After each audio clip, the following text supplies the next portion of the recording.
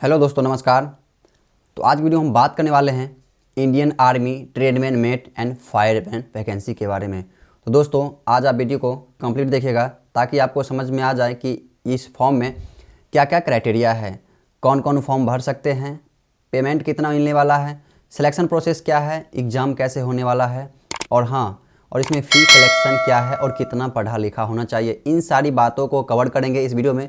तो प्लीज़ आप इस वीडियो को पूरा देखिएगा। वीडियो अच्छा लगे तो तुरंत लाइक कर दीजिएगा और मन में कोई डाउट आए तो कमेंट्स बॉक्स में ज़रूर पूछिएगा। मैं हर एक कमेंट्स का जवाब देता हूं। और सबसे जो ज़्यादा इंपॉर्टेंट की बात है दोस्तों, अगर आप इस तरह के वीडियो हमेशा चाहते हैं और ये ज़रूरी होता है आपके लिए, तो नीचे में सब्सक्राइब बटन है, फटाफट से सब्सक्राइब करके बेल आइकन को ऑल पे प्रेस कर लीजिए ताकि जब भी कोई वीडियो अपलोड करूं तो आप तक सबसे पहले पहुंच सके।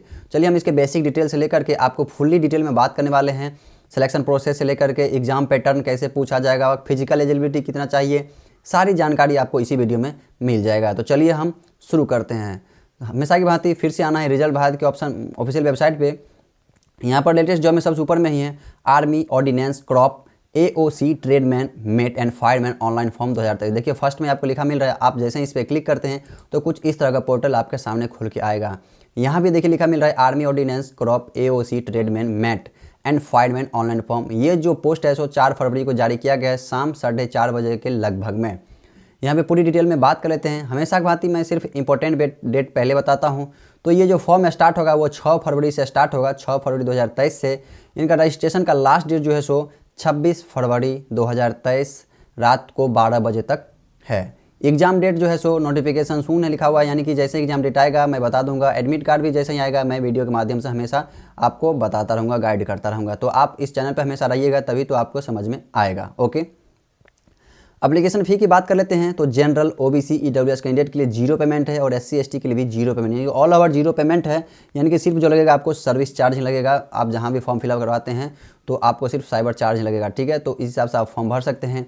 अब चलिए बात कर लेते हैं कितना पढ़ा लिखा होना चाहिए, एलिजिबिलिटी क्राइटेरिया कितना होना चाहिए। तो दोस्तों यहाँ पर सिर्फ लिखा हुआ है past class 10th from recognition board in India.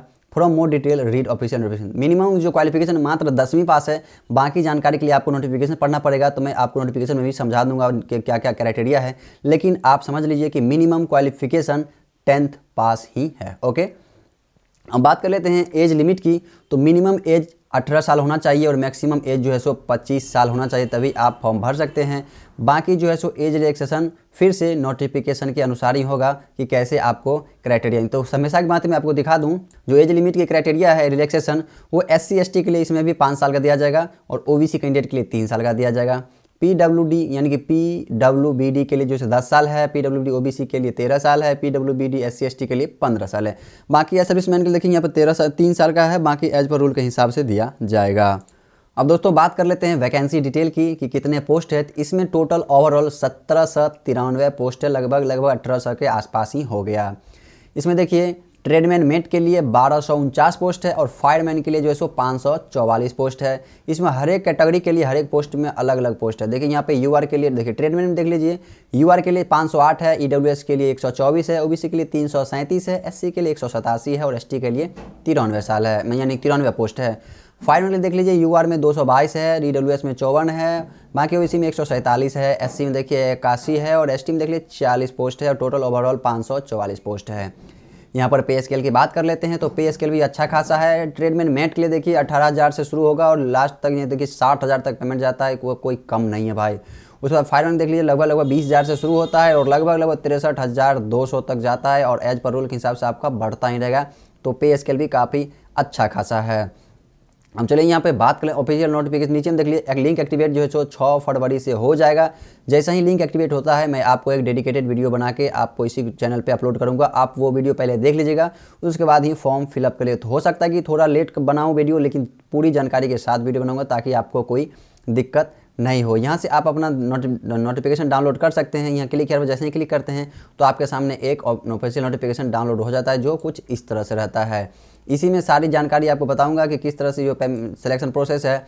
यहाँ पर देख लीजिए हर एक पोस्ट के लिए आप देखिए, जैसे मैंने वहाँ पे दिखाया था, हर एक पोस्ट लिखा गया है, पे स्केल भी सामने में दिया गया है। बाकी नीचे में देख लीजिए जो ट्रेडमैन के लिए जो है सो विकलांग, SC ST बाकी सब यहाँ पे देखिए दिया गया है। बाकी जो आप इसमें से अगर आप हैं तो मतलब बहुत अलग अलग चीज़ है, यानी कि S मतलब सीटिंग, ST मतलब स्टैंडिंग, W मतलब वॉकिंग, PM BN मतलब यानी कि पंसलेशन रिक्वेस्ट। अब चलिए बात कर लेते हैं यहाँ पे रीजन की। तो देखिए यहाँ पे 2 नंबर देखिए यहाँ पे लिया गया है रीजन के हिसाब से, यानी कि eastern region, western region, north region, southern, south western, central western और सेंट्रल ईस्टर्न।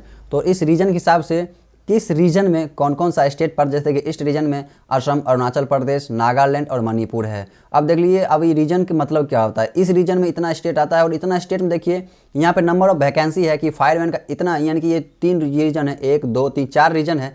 इन चारों स्टेट में, यानी कि इस एक रीजन में 4 स्टेट है और चारों स्टेट मिला करके कुल वैकेंसी कितनी है, तो इन चारों स्टेट में फायरमैन की 69 वैकेंसी है और ट्रेडमैन मेट की 139 है। इसी हिसाब से इन सारे में भी दिया गया है कि कौन से रीजन में कौन कौन सा स्टेट है और कौन कौन सा स्टेट में कितना कितना वैकेंसी यहाँ पे दिया गया है। ठीक है, नीचे एलिजिबिलिटी कैंडिडेट क्राइटेरिया, नेशनलिटी में देखिए आप इंडियन हो सकते हैं या फिर नेपाली या फिर भूटान, यहाँ पे तीनों भर सकते हैं। ओके, उसके बाद देखिए एज लिमिट क्राइटेरिया तो नीचे मैं पहले ही समझा चुका था, वहाँ भी दिखा दिया हूँ। अब यहाँ पे थोड़ा नीचे जाने के बाद आपको जो भी इंपॉर्टेंट चीज़ यहाँ पे है मैं दिखा देता हूँ जो आपके लिए मतलब ज़रूरी है। यहाँ पर detail of physically educational skill test के बारे में बात कर लेते हैं। तो यहाँ पर देखिए फिजिकल एडुकेशन मतलब इंडुरेंस टेस्ट, देखिए फिजिकल टेस्ट में देखिए सबसे पहले देख लीजिए यहाँ पे फर्स्ट पहले ये होगा, पहले तो आपका फिजिकल होगा, बाद में रिटन है। देख लीजिए पहले फिजिकल है और बाद में यहाँ सेकंड में रिटन है, तो फर्स्ट में क्वालिफिकेशन में आपका फिजिकल ही होगा, समझ गए। और देखिए ट्रेडमैन मेट के लिए क्या क्या फिजिकल होने वाला है। तो देखिए फिजिकल में 1.5 किलोमीटर आपसे रनिंग करवाया जाएगा, वो भी 6 मिनट में। ओके, 1.5 किलोमीटर रनिंग आप 6 मिनट में। उसके बाद बी में जो है सो कैरी यानी 50 किलो वजन उठा करके आपको 200 मीटर चलना होगा, वो भी 100 सेकेंड में।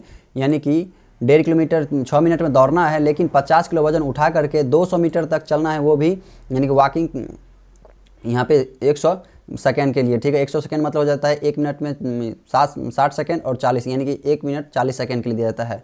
यहाँ पे 4 ESM विलो यानी कि 40 के आसपास के लिए, मतलब जो भी कैंडिडेट 40 के या कम है या उसके आसपास है उनके लिए 1.5 किलोमीटर रनिंग करवाया जाएगा, वो भी 7 मिनट 11 सेकेंड के लिए, यानी कि 431 सेकेंड दिया जाएगा उनको। यानी कि एज के हिसाब से भी फिजिकल लिया जाएगा। ठीक है, एज के हिसाब, जैसे ही आप फॉर्म भरते हैं तो उसमें एज कैलकुलेशन हो जाता है, तो आपको एज के हिसाब से ही जो है सो फिजिकल लिया जाएगा। उसके बाद उनको जो है सो 50 किलो वजन उठा करके 200 मीटर जो है सो वॉक मतलब चलाया जाएगा, वो भी 2 मिनट यानी कि 120 सेकंड। यानी कि जैसे ही आपका एज बढ़ता जाएगा उस हिसाब से आपके पास जो है सो टाइमिंग भी बढ़ाया जाएगा। उसके बाद देखिए यहाँ पे 40 से 45, जिनका एज 40 से लेकर के 45 के बीच होगा उनको 1.5 किलोमीटर रनिंग किया जाएगा 7 मिनट 48 सेकंड, लगभग 468 सेकंड में। जिनका 40 के आसपास था उनका 431 सेकंड दिया, लेकिन जो जिनका 40 से 45 के बीच है उनको 468 सेकंड, यानी कि कुछ ना कुछ यहाँ पे बढ़ोतरी हो रहा है। उसके बाद देखिए उनको जो है 50 kg वजन उठा लेकर के 200 मीटर चलना है 2 मिनट 10 सेकंड, यानी कि 130 सेकंड के लिए।